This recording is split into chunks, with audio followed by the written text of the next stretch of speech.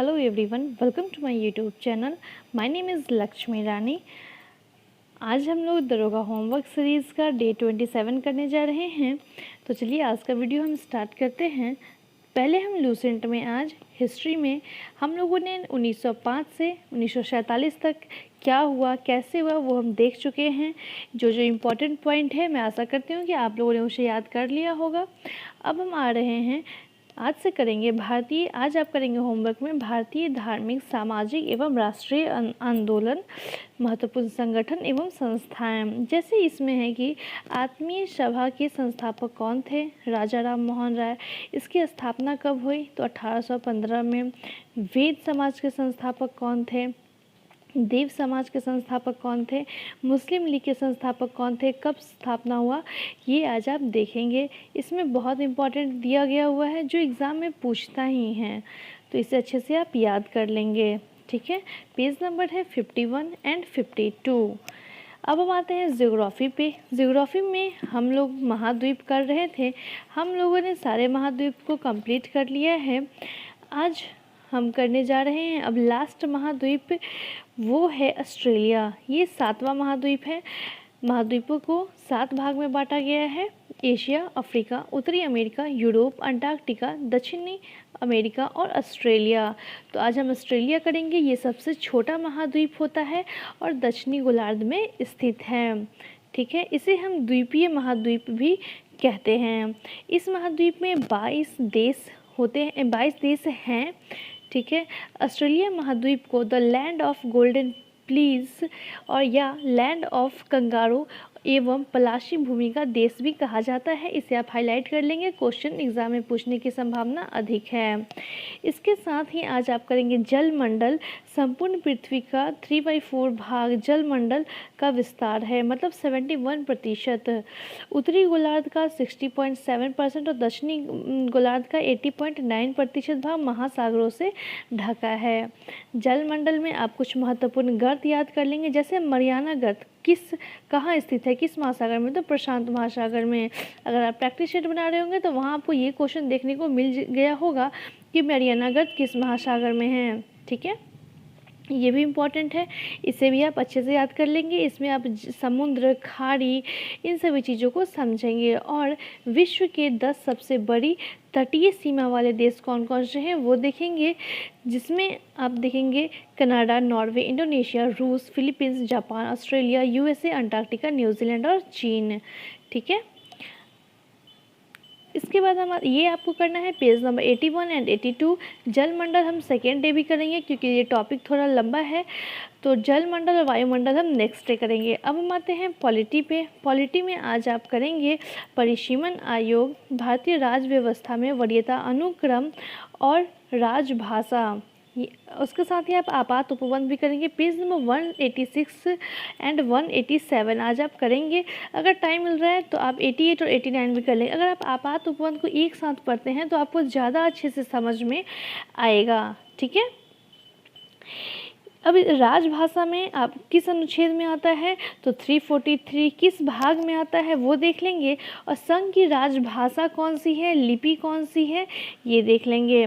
आपात उपबंध को, मतलब आपात उपबंध 3 प्रकार के आपात की व्यवस्था की गई है भारतीय संविधान में। कौन कौन से हैं? तो राष्ट्रीय आपात, राष्ट्रपति शासन और वित्तीय आपात। ये किस अनुच्छेद में है और इसका क्या कार्य है वो आप इसमें देख लेंगे। ठीक है, अब हम आते हैं, ये आपका पेज नंबर हो गया। अब हम आते हैं फिज़िक्स पे। फिज़िक्स में आज आपको करना है स्थिर वैद्युत और विद्युत धारा। इसमें इम्पॉर्टेंट आपका विद्युत धारा बहुत इम्पॉर्टेंट टॉपिक है, इसे अच्छे से कर लेंगे। यह आपको करना है पेज नंबर 213 एंड 214। विद्युत धारा ये कौन सी राशि है, इसका एसआई मात्रा क्या है? विद्युत धारा हम लोग किसे कहते हैं? प्रतिरोध का एसआई मात्रा क्या होता है, ये आप देखेंगे कि बहुत सारे क्वेश्चन में एग्जाम में क्वेश्चन पूछता है। फिर देखेंगे इसमें आप ओम का नियम, ओमीय प्रतिरोध, चालकता, विशिष्ट प्रतिरोध किसे कहा जाता है, प्रतिरोधों का संयोजन, ट्रांसफार्मर, वोल्ट मीटर, विद्युत फ्यूज, अमीटर, ये आपको इस टॉपिक में देखने को मिल जाएगा। फिर जैसे कि एक क्वेश्चन हमें ज़्यादा आप देखते हुए, जैसे कि ध्वनि ऊर्जा को विद्युत ऊर्जा में कौन परिवर्तित करता है? तो इसे हम माइक्रोफोन परिवर्तित करता है। जैसे यांत्रिक ऊर्जा को विद्युत में, विद्युत को यांत्रिक में, ये तो आप याद कर ही लेंगे क्योंकि इससे एग्ज़ाम में क्वेश्चन रहने की संभावना अधिक है। अब हम आते हैं बायो में। बायो में आज आप पढ़ेंगे मानव रक्त और मानव शरीर के तंत्र। ह्यूमन ब्लड इम्पॉर्टेंट है। आरबीसी, डब्ल्यूबीसी आप इसमें देखेंगे। ब्लड प्लेटलेट्स देखेंगे। ह्यूमन रक्त कौन सा ऊतक है? तो संयोजी ऊतक है। एक वयस्क मनुष्य में औसतन 5 से 6 लीटर रक्त होता है। हमारे शरीर का मतलब मनुष्य के शरीर का भार, मतलब जो मनुष्य के शरीर में रक्त की मात्रा होती है वो भार का लगभग 7% होता है।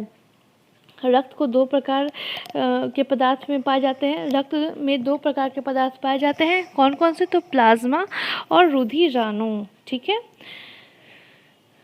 आरबीसी में आप देख लेंगे इसका जीवन काल कितने दिनों का होता है, इसमें केंद्रक होता है या नहीं होता है, इसकी मृत्यु कहाँ हो जाती है, आरबीसी का मुख्य कार्य क्या है। सेम आप डब्ल्यूबीसी में भी देखेंगे। फिर मनुष्य के रक्त वर्ग को देखेंगे। ब्लड ग्रुप, ब्लड का क्या क्या काम होता है वो देखेंगे। कौन रक्त है जो सर्वगाही है, सर्वदाता है, ये देख लेंगे। फिर रक्त का आधान देख लेंगे। इतना आप बायो में कर लेंगे। ठीक है। यहाँ पे लूसेंट का होमवर्क समाप्त होता है। ये पेज नंबर 261 एंड 262 था। अब हम आते हैं स्पीडी सामान्य अध्ययन पे, जिसमें आज आपको पढ़ना है वंश शासन काल कार्य संस्थान। ये है page number 58 and 59। I hope आप सभी आरआरबी भी कर रहे होंगे। चलिए, इसमें आपको क्या करना है, दिल्ली सल्तनत के प्रमुख वंश और संस्थापक को देखना है। लूसेंट में आप इसे पढ़ चुके होंगे तो आपको याद होगा। यहाँ पर आप वन लाइनर में देख लीजिए किसका शासनकाल किसका शासनकाल कब से कब तक रहा और किसके बाद कौन आया। फिर ऊपर में दिया हुआ है पौधे की उचित तापमान एवं वर्षा, मतलब चावल के लिए कितना तापमान चाहिए और कितना सेंटीमीटर वर्षा चाहिए। फिर आप नेक्स्ट 59 नंबर पेज में देखेंगे मुगल शासक एवं उनके शासनकाल। जैसे बाबर का शासनकाल कब से कब तक रहा। मुगल भी हम लूसेंट और एनसीईआरटी से कर चुके हैं। जिन लोगों ने नहीं किया है वो पीछे की वीडियोस देख सकते हैं। इसके बाद आप इसमें देखेंगे प्रमुख देशों के राष्ट्रीय चिन्ह। जैसे भारत का राष्ट्रीय चिन्ह क्या है? अशोक चक्र है। वैसे ही स्पेन, इटली, अमेरिका, ब्रिटेन का क्या है वो देखेंगे। फिर सिख गुरु और उनके कार्य देखेंगे। जैसे गुरु नानक ने क्या किया था? तो सिख धर्म की स्थापना की थी। अमृतसर नगर की स्थापना किसने की थी? गुरु रामदास। आदि ग्रंथ का संकलन किसने किया था? तो गुरु अर्जुन देव। ये आप इसमें देखेंगे। इसके बाद आप कुछ प्रशिक्षण संस्थान देखने के बाद वेद उनके ब्राह्मण और उपवेद को देख लेंगे। फिर हम आते हैं पेज नंबर 183 एंड 186 आज आपको करना है, जिसमें आज आप पढ़ेंगे भारत का भूगोल। आज ये हम दोबारा दिन दे रहे हैं क्योंकि ये थोड़ा टॉपिक लंबा है और इम्पॉर्टेंट है इसलिए। तो भारत का भूगोल आप कर चुके होइएगा तो बहुत अच्छी बात है, अगर नहीं किए तो फिर से रिपीट कर लेंगे। इसके बाद आप इसमें देखेंगे संवैधानिक विकास, पेज नंबर 186। इसमें कुछ इंपॉर्टेंट पॉइंट्स दिए गए हैं। जैसे रेगुलेटिंग एक्ट कब पारित किया गया, ये आप याद कर लेंगे। फिर मार्ले मिंटो सुधार का उद्देश्य क्या था? भारत का प्रथम गवर्नर जनरल कौन बना? तो ये वन लाइनर में है, वो बहुत इंपॉर्टेंट है। अगर आप इसे अच्छे से पढ़ ले रहे हैं तो ये ज़रूरी नहीं है कि आप दिन रात मिलाकर 7 से 8 घंटा, 10 घंटा, 12 घंटा पढ़ें। आप 4 घंटे ही पढ़ें, बट पूरे मन से पढ़ें। जो भी पढ़ें आपकी समझ में आना ज़रूरी है। आप 10 घंटे बुक लेकर बैठे बट आपका ध्यान कहीं और है तो वो फ़ायदेमंद नहीं है, बल्कि आप 4 घंटे पढ़ें और अच्छे से पढ़ें, वो फ़ायदेमंद है आपके लिए। फिर आप इसमें 10 सेट करेंगे। 251 से 260 तक पेज नंबर है 246 टू 248। इसके बाद हम आते हैं स्पीडी सामान्य विज्ञान में। तो हमारे टॉपिक्स कंप्लीट हो चुके हैं इसमें। अब बस हमारा बच गया है मॉडल सेट। तो जो मॉडल सेट आज आप करेंगे 196 टू 205 तक, पेज नंबर 236 टू 243। अगर आपको टाइम मिल रहा है तो आप मॉडल सेट को इंक्रीज़ भी कर सकते हैं, जिससे आपका ये बुक जल्दी समाप्त हो जाएगा। फिर आप रिविज़न करेंगे। इसके बाद हम आते हैं इडुटेरिया करंट अफेयर्स पर, जिसमें हम वर्ष 2021 के चर्चित पुरस्कार कर रहे हैं, जिसमें आज आप आगे का पेज करेंगे। पेज नंबर 50 टू 52 करेंगे।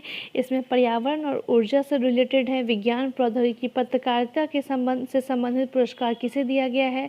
संगीत और कुछ महत्वपूर्ण पुरस्कार हैं। साथ ही आप जब नेक्स्ट पेज पर आएंगे तो उसमें आपको पद्म पुरस्कार 2021 देखने को मिल जाएगा। इसमें विभूषण, भूषण और पद्मश्री के बारे में है कि किन्हें किन्हें दिया गया है।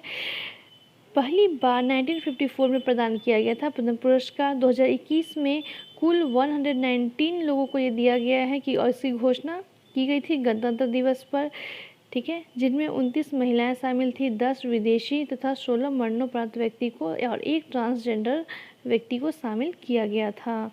यहाँ पर हमारा 4th नंबर टॉपिक कंप्लीट होता है। अब हम आते हैं आज के लास्ट टॉपिक पे, जो है एनसीईआरटी सार संग्रह। इसमें आप पॉलिटी में करेंगे आपात उपबंध और वित्त आयोग। आपात उपबंध में आप इसका अनुच्छेद देख लेंगे, जैसे आपातकाल के प्रकार एवं प्रभाव कितने प्रकार के हैं, तो 3 प्रकार के। जस्ट अभी हम लूसेंट में भी आपको वही होमवर्क दिए हैं, जिसमें 352, 356 और 360 अनुच्छेद है। राष्ट्रीय आपात 352, राज्य आपात 356 और वित्तीय आपात 360। उसके बाद आप इसमें देखेंगे कि अब तक की गई आपात घोषणाएं, उद्घोषणाएं कब कब की गई थी, ये देख लेंगे। और अभी तक भारत में वित्तीय आपातकाल की घोषणा एक बार भी नहीं की गई है। इसके बाद आप देखेंगे वित्त आयोग की संरचना देखेंगे, इसका अनुच्छेद याद कर लेंगे। जैसे वित्त आयोग का गठन किस अनुच्छेद के अंतर्गत है, तो अनुच्छेद 280 बहुत इंपॉर्टेंट है। उसके बाद है वित्त आयोग द्वारा की गई सिफारिशों को संसद सदन के समक्ष कौन रखवाता है, तो भारत के राष्ट्रपति। वित्त आयोग का कार्यकाल 5 वर्ष का होता है। वित्त आयोग अभी के कौन हैं, ये आप देख लेंगे, ठीक है। फिर भारत में प्रथम वित्त आयोग का गठन 1951 में किया गया था और इसके अध्यक्ष थे केसी योगी। और 15वें वित्त आयोग की संरचना की गई में क्या है वो आप देख लेंगे, जैसे इसके अध्यक्ष है VNK सिंह। अब हम आते हैं इंडियन ज्योग्राफी, ये आपका है page number 35 and 36। Indian geography में आज आप ऊर्जा का आगे का पेज करेंगे, पेज नंबर 36 एंड 37, जिसमें आपको परमाणु ऊर्जा के केंद्र और रिएक्टरों की संख्या देखनी है। और पेज नंबर 37 में विद्युतीकरण से संबंधित संस्थान का नाम आप देखेंगे। इसके बाद वर्ल्ड ज्योग्राफी में आज आप करेंगे पशुपालन का सेकंड, जिसमें आज आपको इम्पोर्टेंट करना है कृषि के प्रकार एवं संबंधित उत्पाद, जैसे कि हॉर्टिकल्चर किस से संबंधित है, पोमोकल्चर किससे संबंधित है, एपीकल्चर मधुमक्खी पालन, फ्लोरिकल्चर फूलों की कृषि, ये आपको याद होना ज़रूरी है। इसके बाद ये है पेज नंबर 84 और 85 नंबर पेज में आप कृषि उत्पाद के शीर्ष 4 उत्पादक राज्य देख लेंगे, जैसे कि चावल का उत्पादक राष्ट्र कौन कौन सा है, तो चीन, दूसरे नंबर पर भारत आता है। गेहूं में भी चीन, दूसरे पे भारत आता है।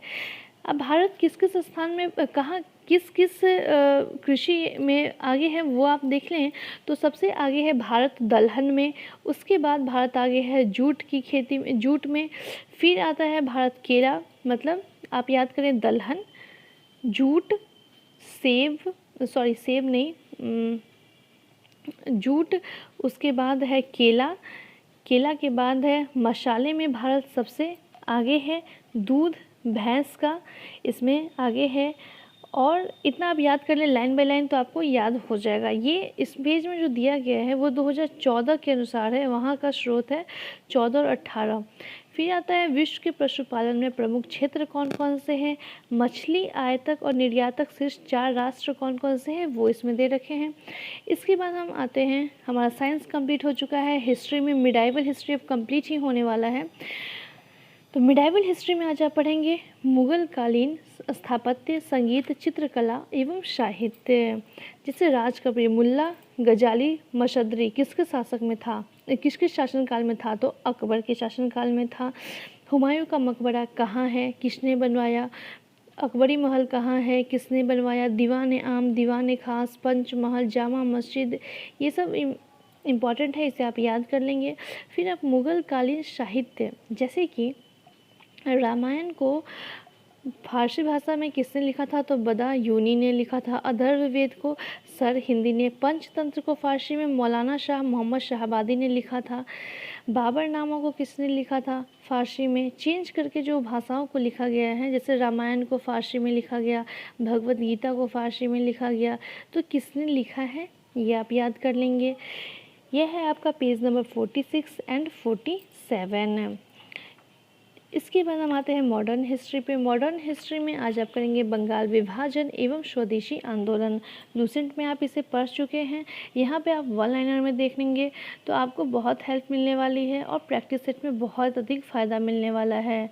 हिस्ट्री में आपको 1905 से 1947 तक एक एक पॉइंट याद होना बहुत ज़रूरी है अगर आप दरोगा या बीपीएससी का एग्ज़ाम दे रहे हैं। तो देखते हैं बंगाल विभाजन एवं स्वदेशी आंदोलन में। अब बंगाल विभाजन पश्चिम बंगाल और पूर्वी बंगाल में कब बटा? 1905 में बटा। फिर देख लेंगे इसमें आप कि शोक दिवस बंगाल में शोक दिवस कब मनाया गया था? तो 16 अक्टूबर 1905 में मनाया गया था। इसमें आप स्वदेशी आंदोलन और बंगाल विभाजन पढ़ेंगे और मुस्लिम लीग एवं मार्ले मिंटो सुधार, ये आप पेज नंबर 73 में पढ़ लेंगे। उसके बाद हम आते हैं इकोनॉमिक्स में। इकोनॉमिक्स में आज आप पढ़ेंगे कर संरचना, tax structure, page number 14 and 15। उसके बाद आज विविध में हमारा लास्ट टॉपिक है भारत में सर्वाधिक लंबा, बड़ा एवं ऊंचा। ये पेज नंबर 6 एंड 7, इसे भी आप याद कर लेंगे। यहाँ पर हमारा आज का टॉपिक कंप्लीट होता है। मैं आशा करती हूँ कि आप सभी लोग टॉपिक पे अच्छे से फोकस कर रहे होंगे और आपका सिलेबस कंप्लीट भी हो रहा होगा। बहुत सारी चैप्टर्स हम लोगों ने कंप्लीट कर लिए हैं इतने दिनों में, जिसका फ़ायदा आप लोगों को मिल रहा होगा। अगर आप कंटिन्यूटी भी बनाए रखें, कंटिन्यूअसली भी आप पढ़ाई कर रहे हैं ना, तो आपको बहुत फ़ायदा मिल रहा है। बहुत लोगों को ये है कि हाँ मुझे टाइम नहीं मिल रहा पढ़ने का, तो आप 1 घंटा ही पढ़ें, लेकिन रोज़ पढ़ें। अगर आप 1 घंटा भी रोज़ पढ़ेंगे तो धीरे धीरे आपका आदत लगेगा आपको, और फिर आप आगे धीरे धीरे टाइम और बढ़ाइएगा। यहाँ पे आपको फ़ायदा मिलेगा। अभी भी एग्ज़ाम में 2 से 2.5 महीना टाइम है, तो अभी से भी अगर आप लगते हैं तो बहुत फ़ायदा आपको मिलेगा। I hope you all love this video, so keep subscribing, keep watching my channel. Thank you.